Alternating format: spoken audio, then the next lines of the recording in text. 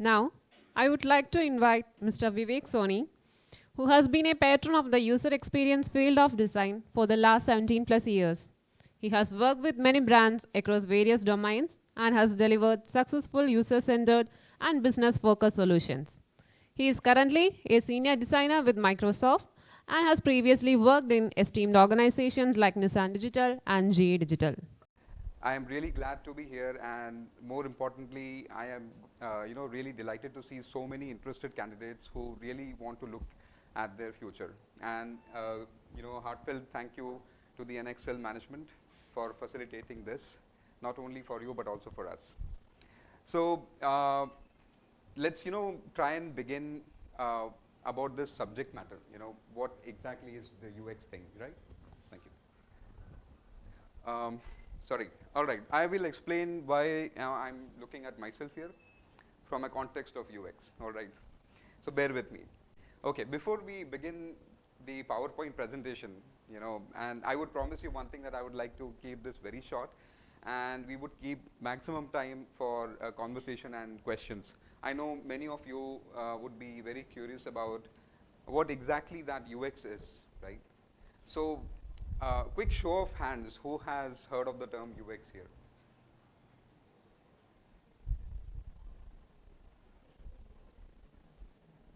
I mean, who has heard of the term UX here? User experience, UI design, anything of that connection? Anyone?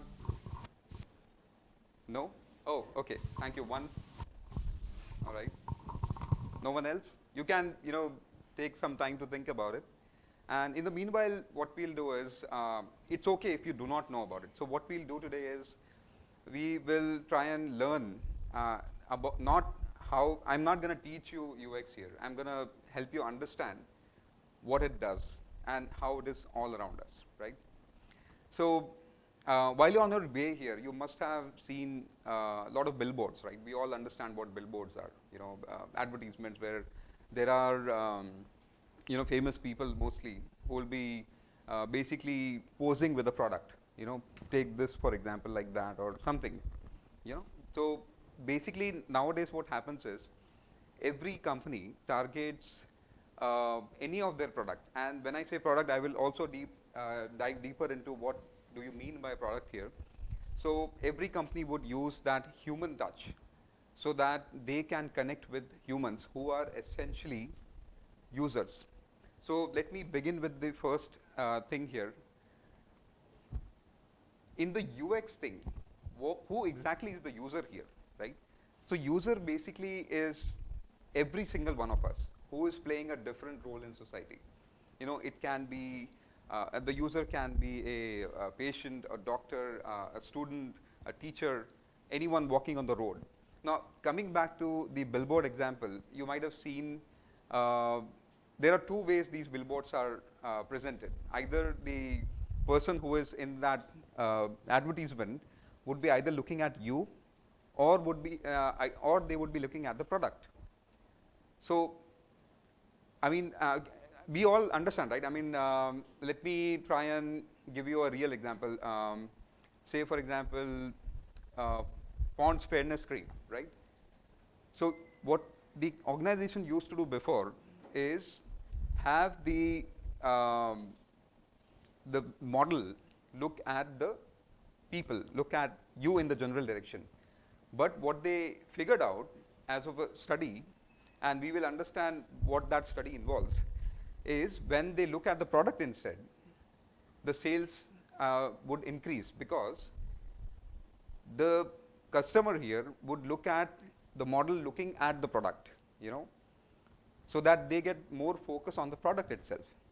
Now, this is a very small example of what UX is about. There is a wide arena of, we'll get into certain areas where UX falls under.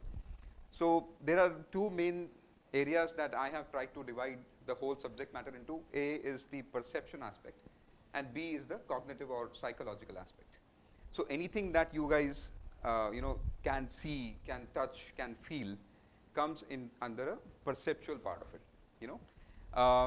And software is one of them. So Lakshmi had explained that what do you use software in? So every software has a, that is operated by a human being, has a UX aspect to it, right? Similarly, anything that you also use, I mean, if you talk about a laptop, if I'm talking about this remote, everything is having a UX aspect to it. The next part here is the psychological part. Remember the model and the product example that I gave you? So that is the psychological part where a lot of other things come into picture. Such as, for example, if you would trust a particular brand to buy their product, if you are persuaded enough, when you walk into a supermarket, you see a lot of things around you. So how do you choose to make a buying decision? So that is the psychological aspect of user experience.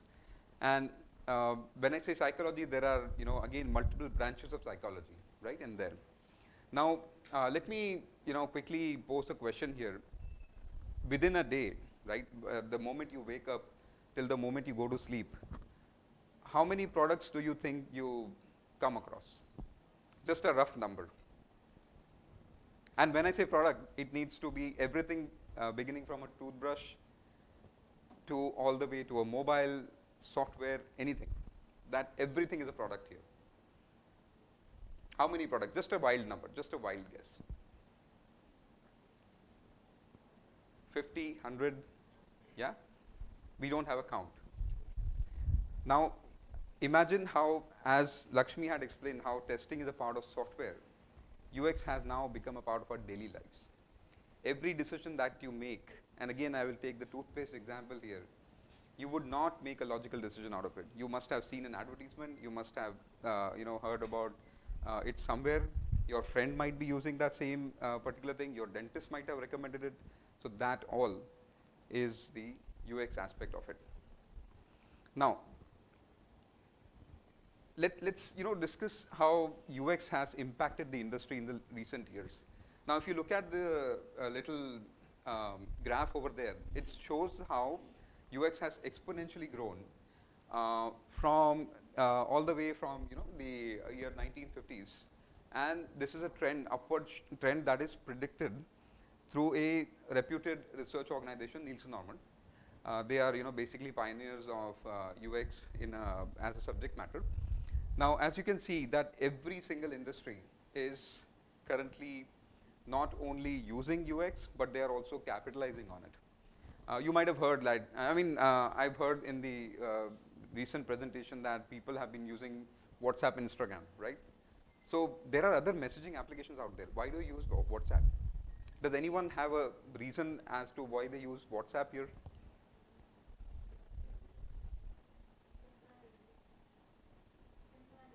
Simple and easy. Yes, thank you. Anyone, like, it can be anything that comes to you first. What is the first thing that comes to your mind? Why have you installed WhatsApp?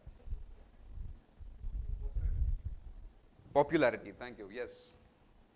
So, and now that popularity has become a dependency.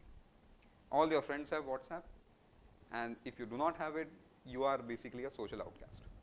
Hey, you don't even have a WhatsApp. Yeah. So again, that is one of the criteria of UX here.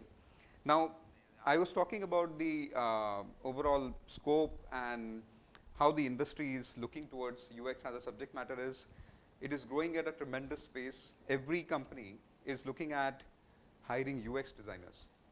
They want people who can design. They have lots of developers, they have lots of testers, but there are a very few handful of designers out there. And that too, within those, there are a very few who can actually do good design, right? So that's a very challenging portion in itself.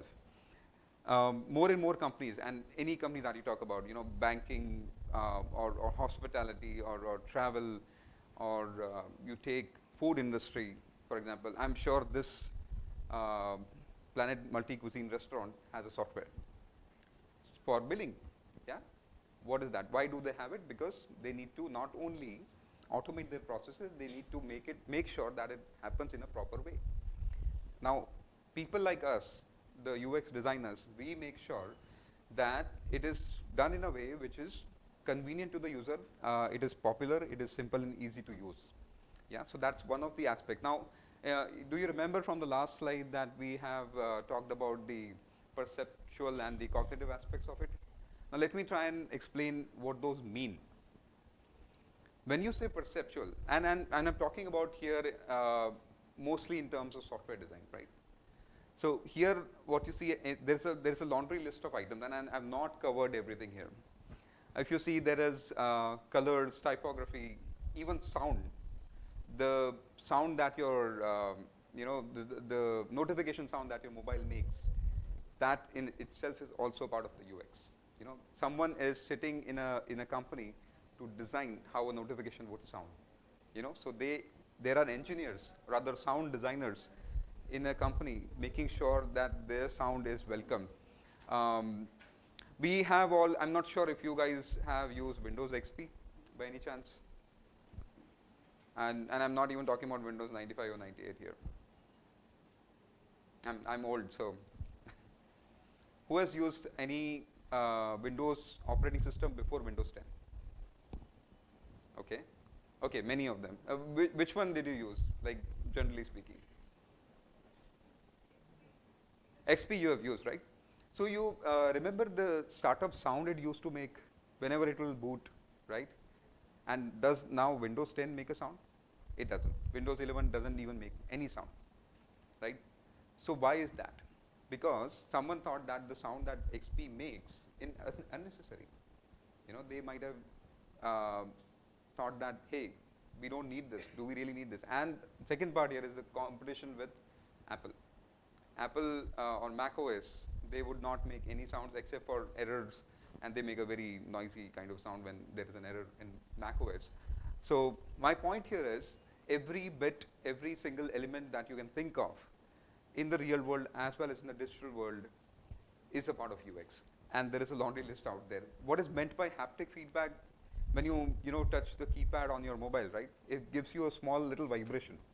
Yeah, does that vibration, is it vibration equal to the vibration that it makes while it rings, when the phone rings? No. It's a slight touch, slight vibration that makes you feel that, hey, I have provided my input, and now the device has registered what I mean to say or what I mean to do. So that in itself is also engineered. It's not out of the blue. Nobody just thinks of it and put vibrations everywhere, right? It doesn't happen like that. Similarly, when we talk about cognition, now if you guys remember, I talked about trust, I talked about emotions, I talked about psychology, right? So what is trust? Can anyone help me understand why do you trust a person? We are discussing here. I'm not asking a question. I can always help you with that. This is not a test or anything, but just wanted to understand from your angle, why do you trust a person? Any thought, just fleeting thought in your mind? Or why would you trust a person? First of all, that person has to exist. Agree? You cannot trust anything which does not exist, correct? Secondly, that person needs to have a familiar identity. Meaning, imagine if I was an alien, you would not listen to me, right? You are listening to me because I'm a human being, and I apparently resonate with what you need today, and that's why you are kind of trusting me with the information that I'm giving you, right? We have during our introductions, we have said that we have been working in industries for so many years, so you guys trust us with your need for knowledge, right? In the case of software or product design, trust is ensured through different mediums. For example, if a company has given an email or a phone number or a physical address in there, you would trust that, hey, this company exists, right? Similarly, if they have some nice ISO certifications out there, if they have some kind of a award that they show right on their homepage, for example, you would trust it. If they belong to an organization, or if it belongs to a government, you would trust it, right? So those are the markers of trust, as we call it. That falls under the psychological aspect of UX design. Similarly, we are talking about, and again, let me ask one more question. We all do online shopping, right? So which is your favorite online shopping site? If you would wish to share. Amazon, Flipkart, whatever for old people, maybe Myntra for you guys, I don't know. Which is your favorite online shopping brand? And it could be for anything, you know, it could be for clothes, it could be for jewelry, it could be for, I don't know, a gadget. Which is your favorite shopping site? Flipkart. Some people would say Amazon, some people would say Myntra, some people would say Ajio. So there is a reason behind every person's choice. Now, why would someone use Amazon, for example? And again, I'm not trying to pitch Amazon here, but you would use Amazon because you get everything there. Yeah. Why would you use Myntra? Hey, these guys are very much into clothes. If I'm looking for clothes, I should go to Myntra because they understand fashion.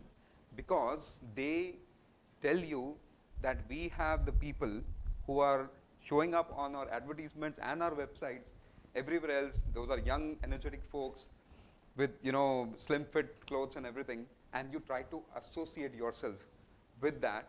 You try to expect the same you in those pictures, and that is how you try to prefer certain products over the others. Okay? Okay, am I going too fast here, or should we just maybe like pause for a few questions? I would love to hear questions, by the way. I know only one person said that they have heard of UX, so kind of disappointment for me. Any questions?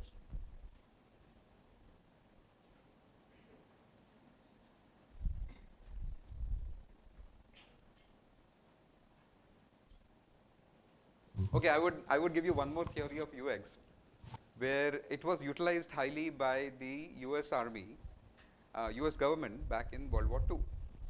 How did they do that? They would say, you, give me a question. They would say, you, give me a question. I don't want to do that, okay? So I'm just kidding, by the way, I would not do that. My point here is that is also a way of, and this particular principle that I'm talking about, it is basically called a diffusion of responsibility, where nobody wants to answer, they're just sitting, okay, if nobody's answering, I would also not answer. That is part of, again, the psychological aspect. And I can always tell you how to address that, how to fix that. You know, let's say, and let me give you one more example. Again, while you remember or while you figure out the question that you need to ask, imagine, unfortunately, someone has met with an accident, right? And what do people do as soon as they see someone who has met with an accident? What do? They do this, right? They would just gather around and would start looking at that person as if there is some kind of a dance going on or something. I don't know. That's terrible, right?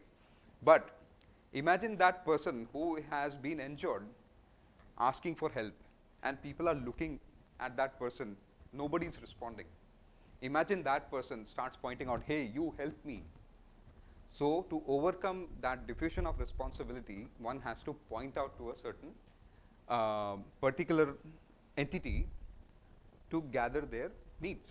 Yeah, that is also part of UX. I know I'm going all over the place, but I'm trying to connect the dots with the real world so that you guys could understand what we do. And I would love to talk about this in context of software design as well. You know, Lakshmi had given a very nice insight on how to build test cases, what are the tools that are used for UX. At this point, I don't want to go into that because you might end up getting into a different domain. You might end up leaning towards learning tools instead of learning the technology or the methodology.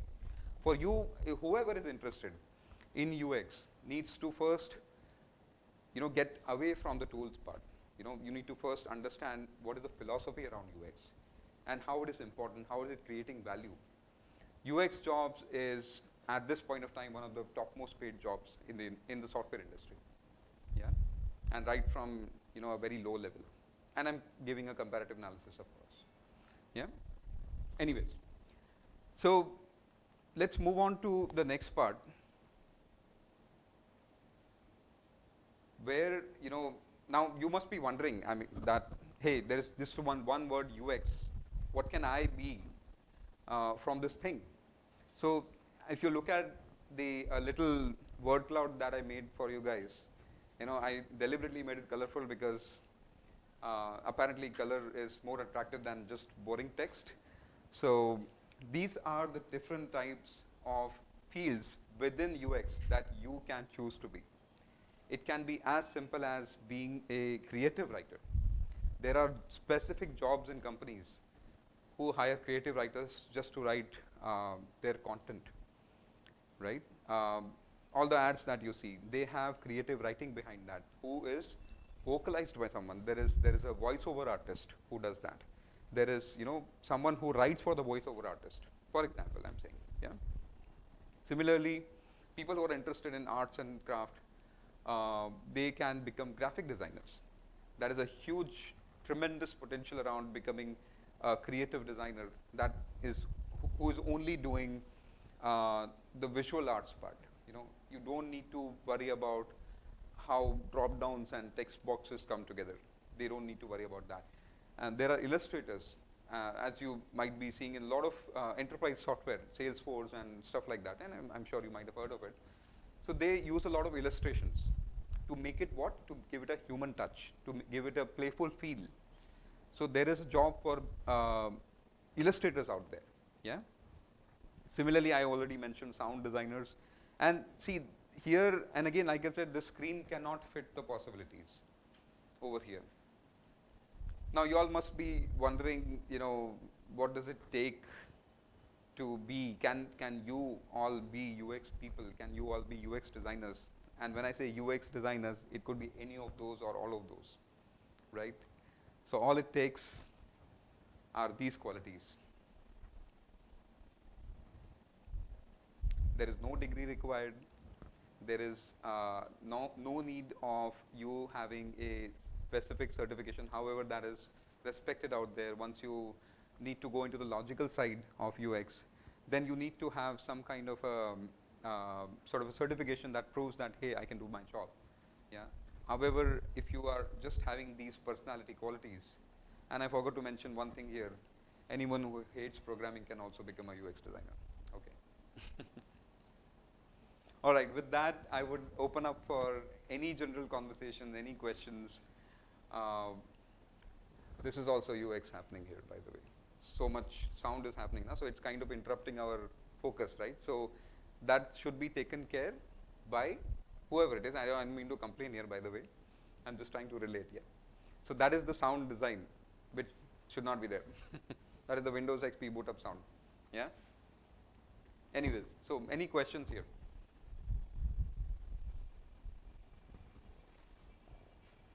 നിങ്ങൾക്ക് ആർക്കെങ്കിലും language ഒരു പ്രശ്നമായിട്ട് തോന്നുന്നുണ്ടെങ്കിൽ അതിനെപ്പറ്റി പറയേണ്ട. You can ask the question in Malayalam also, no problem. We will help to translate. Oh yeah, thank you, sir.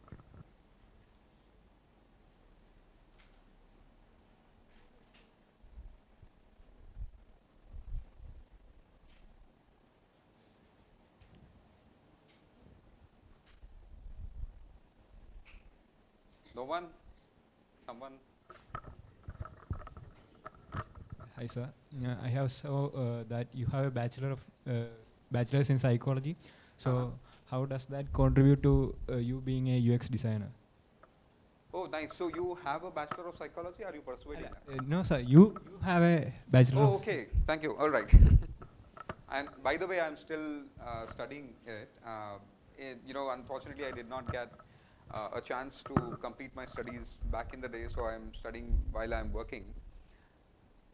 Thank you for that question. By the way, how is the psychology subject helping me out? Now, everything, first of all, let me try and explain what psychology is about. Yeah.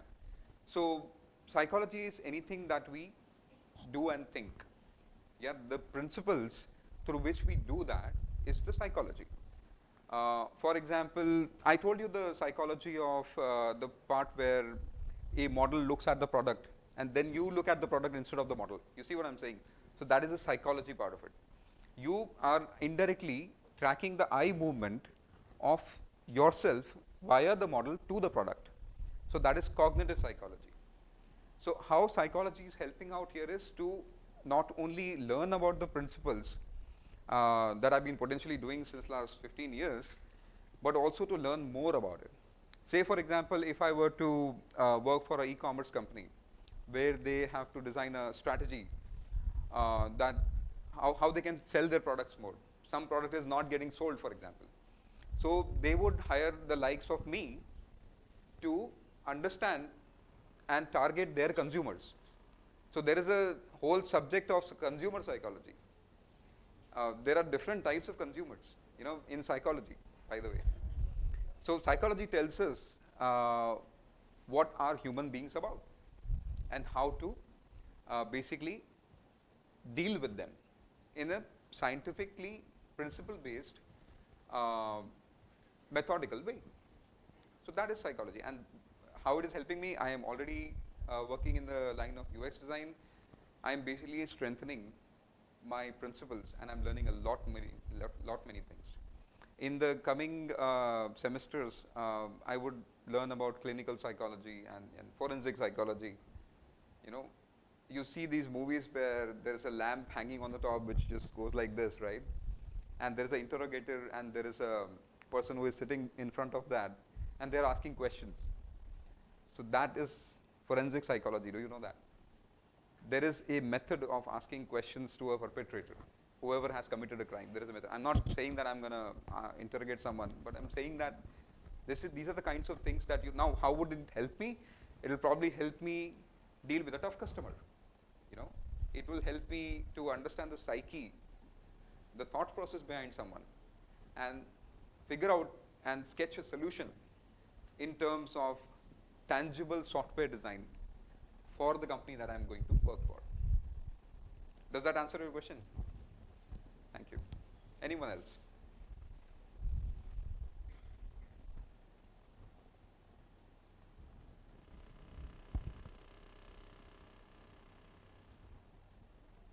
It could be anything, okay, anything in the, let's say for example in the real world you might have seen something and you did not understand what's going on there. We can talk about it. It does not even have to be a question. You can share a thought. You might have seen something interesting. Say for example, yeah, please. Okay, I want to ask that we hear that product designers and UX designers are very similar, that they are interchangeable. So how they are different to each other, that we can work as a product designer instead of UX, and UX as different from product designer? Great question. So this is something that many people get confused with. A product designer is a UX designer designing a product. That's it. So a product designer has to be a UX designer, and when I'm talking strictly in terms of design here. Okay, a product designer, a programmer can also be a product designer in a way, because they are ultimately designing the functionality of that product, right? But a UX designer and a product designer are basically the same persons. However, a UX designer is way more, I would say, having a way more wider spectrum. A UX designer can not only work for a product, they can also work on a brochure, not just a software. But a product designer who only works on a software product may not be able to design a brochure.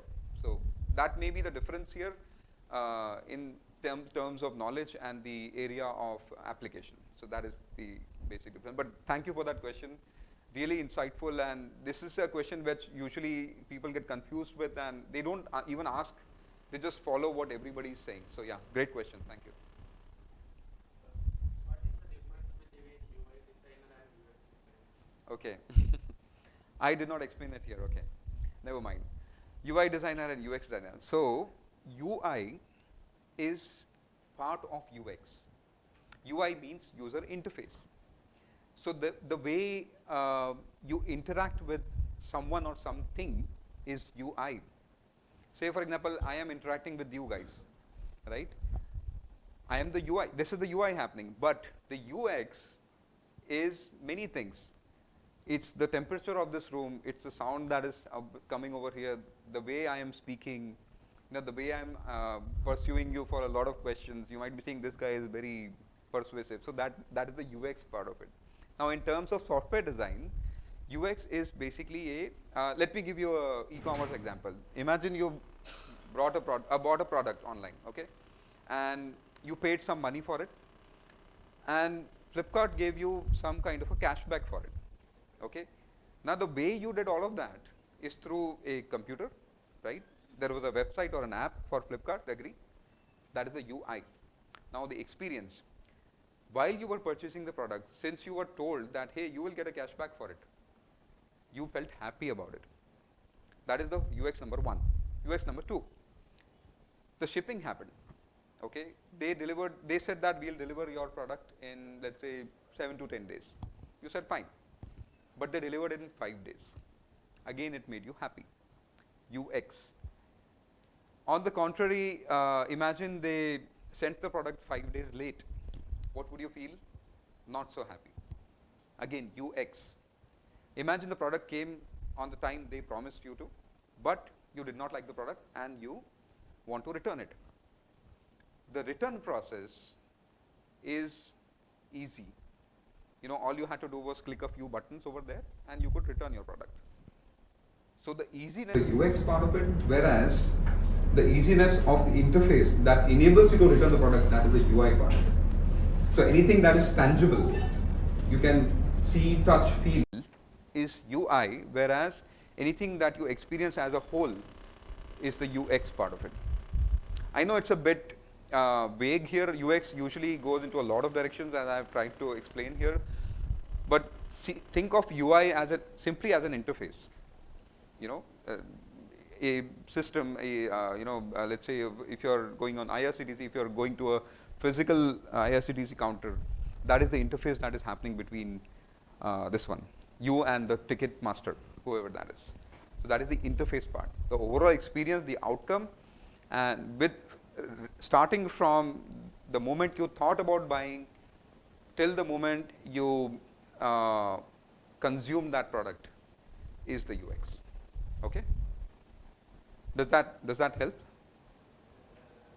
I recently seen Instagram posters that UX UI designer, you want to become, and I don't understand the difference. Okay, that's a good thought. So let's try and understand the steps that you need to take. You will eventually become a UX designer once you learn about the principles of UX. Now, UI designer, let me get back to this slide. You see here, when I mentioned the word UI designer here and UX designer here. UX designer is someone who also understands the psychological aspects of it, the whole process, what are the company values, how are they targeting their product, you know, the placement, the marketing, the support system. That is something that a UX designer thinks about. A UI designer, on the other hand, enables a UX designer to make that available in the real world. So that is the main difference here. Now, you have also heard of interaction designer, for example, visual designer. So what is an interaction designer? An interaction designer is a person who uses interaction design principles to create interactive elements of a software screen when we speak of software context. Visual designer makes it look good, consistent, attractive, according to the company's brand value and everything. Yeah. So when you search over, internet, there will be a lot of things around. Go deeper into that. Try and understand what are they saying. Just don't look at the labels on the top. Try and go deeper and try and understand what those things mean when they translate into real world. That's why I'm giving you all real world examples. I'm trying to explain through that. Yeah. Anyone else? Sir. Oh yeah. Sir, it's just Vivek, by the way, please. Okay. Sir, in a game industry, there is so many graphical interfaces there. Gaming industry, right? Gaming industry. Graphical interface is there, sound engineering is there, audio, so many other things. Yes. So we can consider them as a UI, and the main person who is integrating this to a game, we can consider him as a UX engineer. Interesting. UX designer. All right. Gamification is a very different domain. However, it falls under UX. Now, inside that gaming industry, right, and since you talked about designers, there are multiple types of designers in there. There is someone who would model all the 3D models, whatever characters that you see. There is someone who would model the world around them, 3D models again. There is someone who would put textures on that, which is going to be a grass texture or a cloth texture or whatnot. There is going to be someone who would design the menu. You see new game, continue, blah, blah, all that stuff. There is someone who would design that. All those are in context UI folks, UI people. But how does a game work? What is going to be the reward system? how is the character going to progress? If the character is progressing, are you still interested in that? That is gamification. That in itself is a huge, huge subject. But good that you brought it up, because gamification and gaming industry basically uses a lot of UX principles in order to achieve their objective. In fact, many software companies nowadays, and I'm sure you will hear this when you progress in your career, that hey, why don't you gamify this? You will see. You see LinkedIn. You all are on LinkedIn, right? Am I right? If not, please go to LinkedIn and maybe register your profile. Now in LinkedIn, when you're completing your profile, it shows a small progress bar. Have you seen that? Or basically, let's talk. I'm not an Instagram user. I've never used it, but maybe I'm sure that Instagram uses some kind of a way to persuade you to complete your profile, or maybe post your pictures. Right? Someone liked your picture, for example. That is gamification. That is social stratification. The psychology part. Person behind you asked me the psychology question. How do you gratify people? When someone gives you the like, your brain centers releases this neurotransmitter called dopamine, which pleases you, that hey, someone liked my photo or something, right? So that psychology plus the principles, they became gamification. So it's a little complex in beginning to understand, but once you read about the basic principles of it, if you're interested, start reading about gamification. It will, take you to, just don't go into that rabbit hole of information, just try and read how gamifications are. There are some people who have done good research on 6 to 8 principles of gamification. I'm forgetting what those are, but there is good research behind how gamification happens. Everything else that we talked about, all the tangible elements, the colors, the graphics, the visual effects, if you're throwing a grenade, there is a smoke coming out, that's all the UI part of it. The tangible part of it, the visual part of it. However, that adds to the UX. Yeah. So everything is UX, and there are components inside that. Very small component that cater to, that make the whole thing UX. Yeah. By the way, this is not a 1 hour subject, but yeah, I'm sure I'm almost answering your questions, I hope. Yeah. Okay. What else?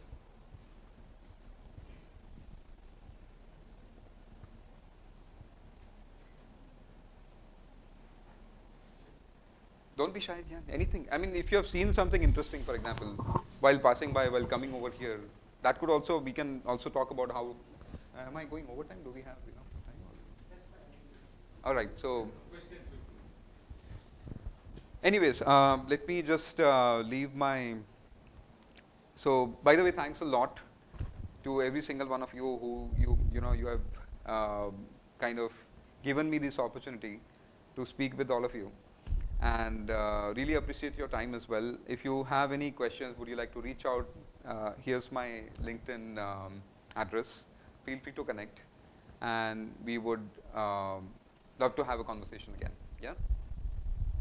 All right. Thank you.